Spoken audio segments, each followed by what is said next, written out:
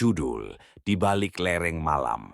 Angin gunung berhembus dingin, menelusup di antara tenda-tenda kecil yang berdiri di lereng. Malam itu, kabut turun begitu tebal hingga jarak pandang hanya beberapa meter.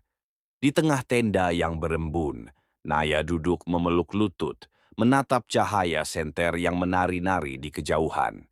Ia dan teman-temannya baru saja mendaki Gunung Sindara, gunung yang terkenal dengan jalur licin dan hutannya yang sunyi. Seharusnya mereka turun bersama pagi tadi, tapi langkah Naya melambat karena kakinya terkilir. Saat ia berhenti untuk mengatur napas, kabut datang tiba-tiba, menelan rombongannya tanpa jejak. "Naya!" Suara teman-temannya sempat terdengar sayup, lalu hilang ditelan kabut. Sejak itu hanya hening dan suara serangga malam yang menemani. Tersesat di lereng jam di tangan menunjukkan hampir tengah malam. Naya menyalakan senter terakhirnya, berjalan tertatih mencari jalur yang dikenalnya. Namun langkahnya justru menurun ke arah lembah yang semakin gelap. Lalu, krak! Suaranya tergelincir, tubuhnya terperosok ke lereng berlumpur, menghantam batu, dan pandangannya menggelap seketika. Pria dari kegelapan. Ketika ia membuka mata, Naya mendapati dirinya berbaring di sebuah gubuk kayu sederhana. Api unggun kecil menyala di sudut ruangan, memantulkan bayangan hangat di dinding. Di sampingnya duduk seorang pria berwajah tegas, dengan mata yang tajam namun menenangkan. "Kau sudah sadar?" Suaranya berat namun lembut. "Aku, di mana ini?" tanya Naya lirih. "Kau jatuh dari lereng. Aku menemukanku di bawah jurang kecil," jawabnya sambil tersenyum. "Namaku Raka." Sejak malam itu Raka merawatnya. Ia menyiapkan air hangat, menyalakan api, bahkan mencari makanan dari hutan. Anehnya, Naya tidak pernah mendengar suara orang lain di sekitar. Hanya Raka, selalu Raka, yang muncul di setiap pagi dan menghilang menjelang senja. Setelah beberapa hari, mereka semakin dekat. Naya merasa aman bersamanya. Raka selalu berkata hal-hal yang aneh namun indah. "Gunung ini hidup, Naya. Ia menyimpan rahasia yang tidak semua orang boleh tahu, cinta di tengah sunyi." Beberapa minggu berlalu sebelum akhirnya tim pencari menemukannya. Anehnya mereka tidak menemukan gubuk tempat Raka menolongnya. Tapi Naya bersikeras bahwa Raka nyata. Ia bahkan menolak dibawa turun sebelum mengucapkan selamat tinggal padanya. Namun Raka menghilang begitu saja. Hanya selembar daun singkong yang ia temukan di tempat terakhir mereka bertemu. Waktu berlalu. Naya kembali ke kota, tapi bayangan Raka tidak pernah hilang. Hingga suatu malam di sebuah warung dekat kaki gunung, ia melihat sosok pria itu sedang duduk. "Raka," serunya. Pria itu menoleh dan tersenyum, senyum yang sama, hangat dan teduh. Mereka kembali bertemu, berbicara, dan akhirnya menjalin hubungan. Tak butuh waktu lama, mereka menikah dalam upacara sederhana di desa pegunungan itu. Hidup Naya terasa seperti keajaiban, dari hampir mati di gunung, hingga menemukan cinta sejatinya. Rahasia di balik lereng. Suatu pagi, Naya melihat suaminya berjalan ke belakang rumah, membawa sabit dan keranjang. "Raka, kau mau kemana?" "Hanya mencari sayur di ladang," jawabnya. Namun rasa penasaran membuat Naya mengikutinya diam-diam. Ia bersembunyi di balik pohon pinus, memperhatikan Raka yang berjalan ke arah ladang singkong. Saat Raka mendekati tanaman itu, tubuhnya mendadak bergetar hebat. Ia menjatuhkan keranjang, lututnya menekuk. Wajahnya menegang seolah menahan sesuatu. "Hmm, daun, singkong," gumamnya dengan suara berat yang bukan seperti manusia. Tubuhnya tiba-tiba melengkung, tulangnya bergeser, kulitnya dipenuhi bulu kasar, dan dari mulutnya keluar ringkikan aneh. Dalam sekejap Raka berubah menjadi seekor kambing besar berbulu hitam. Naya tertegun, tidak mampu menjerit. Kambing itu, atau Raka, langsung menerjang ke arah ladang dan melahap daun-daun singkong dengan rakus, seolah tidak pernah makan seumur hidupnya. Suara kunyahan dan ringkikannya menggema di udara pagi. Saat matahari mulai naik, tubuh kambing itu perlahan kembali berubah menjadi manusia. Raka berdiri sambil mengusap bibirnya, wajahnya penuh dedaunan. Ia berbalik, menatap Naya yang pucat di balik pohon. "Sayang, kau melihatnya ya," katanya pelan dengan mata merah. Naya mundur, menahan tangis. Apa kau sebenarnya?" Raka tersenyum lemah. "Aku, si siluman kambing. Dulu, aku penjaga lereng ini. Tapi ketika rohku terikat dengan hewan yang pernah kusembelih tanpa izin, jiwa kambing itu melekat padaku. Setiap kali aku mencium daun singkong, aku tak bisa menahannya." Naya terdiam, gemetar, antara takut dan iba. Raka menatapnya dengan sedih. "Tapi jangan takut, aku tidak akan pernah melahapmu, Naya. Hanya dedaunan." Sejak hari itu, setiap kali Naya melihat suaminya berjalan ke ladang dengan wajah aneh dan langkah tergesa, ia tahu seseorang atau sesuatu di dalam dirinya sedang lapar. Dan di lereng gunung itu, lolongan lembut seekor kambing sering terdengar di tengah malam. Tidak ada anak di bawah bayang lereng kabut, turun lagi di lereng Sindara. Rumah kecil milik Raka dan Naya kini berdiri kokoh di tepi hutan, dikelilingi ladang singkong yang hijau. Dari luar mereka tampak seperti keluarga biasa, sepasang suami istri muda yang hidup sederhana di kaki gunung. Tapi di balik senyum tenang itu, tersimpan rahasia yang hanya mereka dan gunung tahu. Kelahiran yang aneh pagi itu, awan menutupi matahari ketika tangisan bayi pertama mereka menggema dari dalam rumah kayu.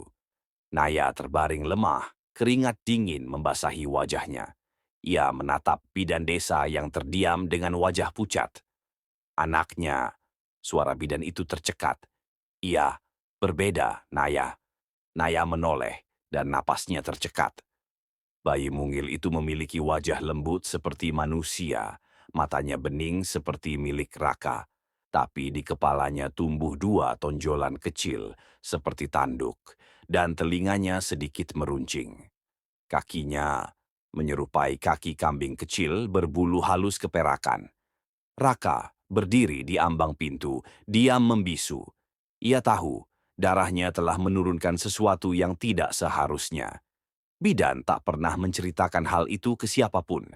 Setelah hari itu, ia pergi dari desa tanpa pamit. Desas-desus pun beredar tentang bayi aneh yang disembunyikan di lereng gunung. Tapi tak seorang pun berani mendekat. Bertumbuh di tengah sunyi, mereka menamai anak itu Aruna. Seiring waktu, Aruna tumbuh menjadi bocah yang cerdas dan penuh tawa. Rambutnya hitam bergelombang, dan meski ia sering berjalan dengan langkah yang aneh karena kakinya, ia tak pernah tampak malu. Namun di malam-malam tertentu, ketika bulan naik penuh di langit, Aruna berubah. Ia akan berdiri di halaman, matanya memantulkan cahaya putih, dan dari mulutnya keluar suara. Bukan lolongan, tapi dengusan halus, seperti hewan yang sedang memanggil. Naya menatap anaknya dari balik jendela, air matanya menetes diam-diam. Ia mencintai Aruna sepenuh hati, tapi hatinya juga dihantui rasa takut. Apakah ia akan tumbuh menjadi manusia atau menjadi sesuatu seperti ayahnya? Raka selalu menenangkannya. "Cinta, tidak semua kutukan itu kejam.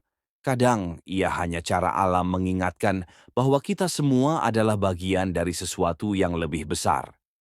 Antara takdir dan penerimaan, suatu sore Aruna pulang dari ladang membawa sekeranjang daun singkong. "Ini untuk ayah," katanya polos. "Aku tahu ayah suka."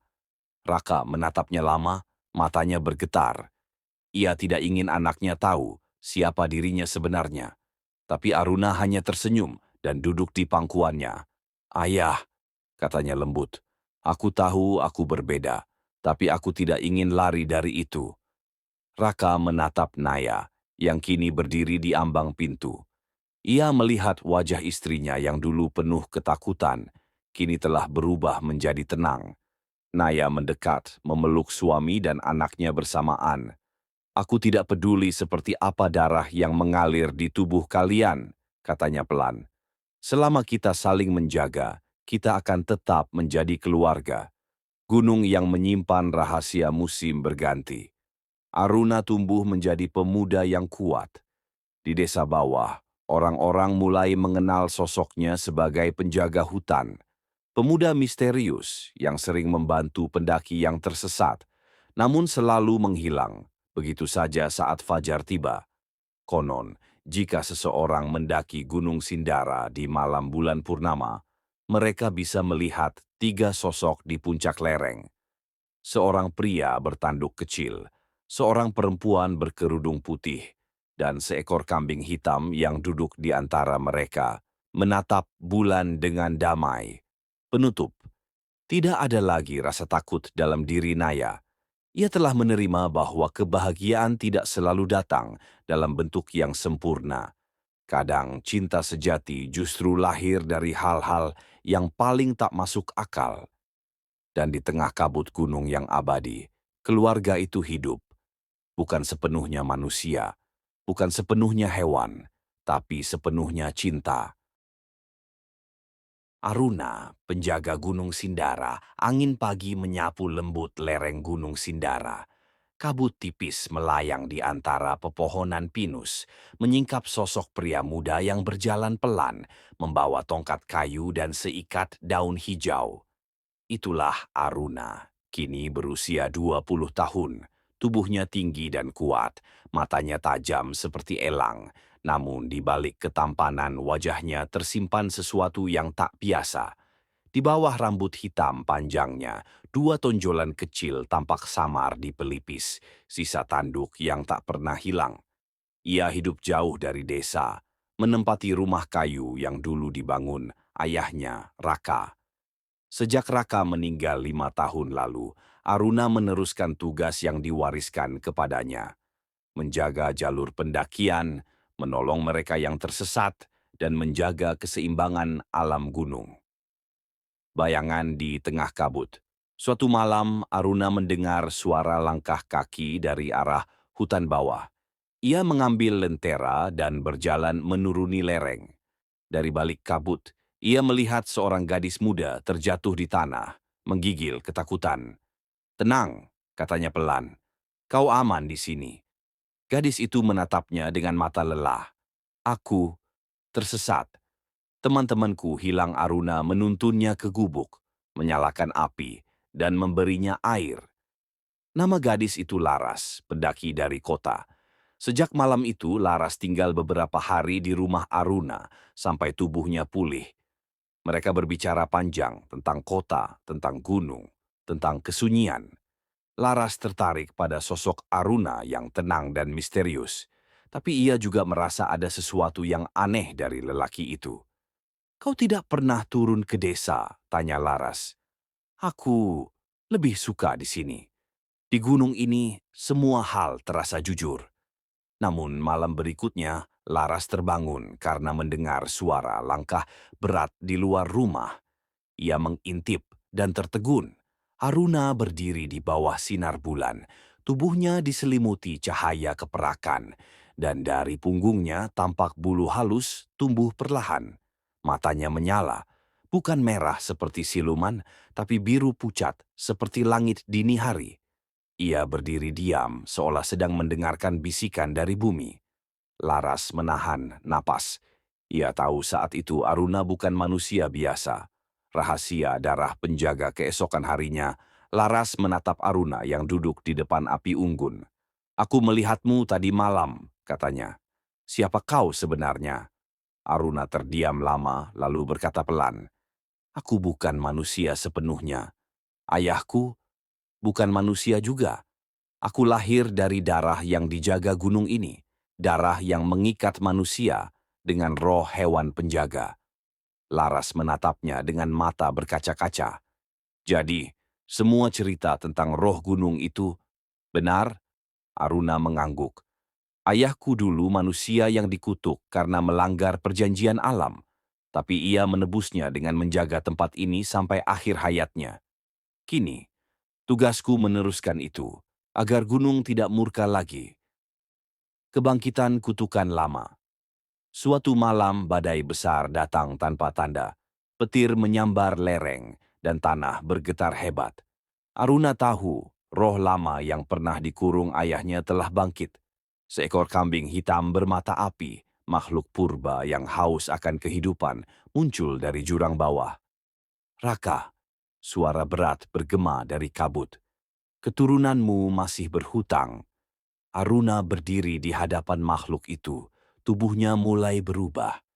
Bulunya memanjang, tanduknya tumbuh sempurna, namun wajahnya tetap tenang.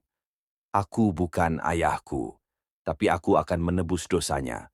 Pertarungan pun terjadi. Badai dan petir menyala di langit, gemuruh mengguncang tanah. Laras hanya bisa berdoa di dalam rumah, mendengar suara binatang dan manusia bercampur menjadi satu. Ketika pagi tiba, badai mereda. Di halaman rumah, Laras menemukan Aruna terbaring lemah. Tubuhnya manusia kembali, tapi mata dan tanduknya lenyap. Roh gunung telah pergi. Kutukan lama akhirnya terputus. Warisan penjaga Gunung Aruna perlahan sembuh. Kini ia bisa hidup seperti manusia biasa, namun hatinya tetap terikat dengan alam. Ia dan Laras menikah secara sederhana di kaki gunung. Tak ada pesta, hanya suara burung dan semilir angin. Suatu malam, Laras bertanya, "Apakah gunung akan tetap tenang tanpa penjaganya?" Aruna tersenyum. "Selama masih ada manusia yang mencintai alam, gunung akan selalu dijaga." Dari kejauhan, Naya, yang kini menua dan tinggal di desa bawah, menatap cahaya di puncak lereng dengan senyum tenang. Anaknya telah menemukan takdirnya sendiri, bukan sebagai kutukan, melainkan penjaga. Dan di bawah sinar bulan, bayangan seekor kambing hitam melintas di antara pepohonan, bukan sebagai ancaman, melainkan simbol dari kedamaian yang akhirnya tercapai. Tamat.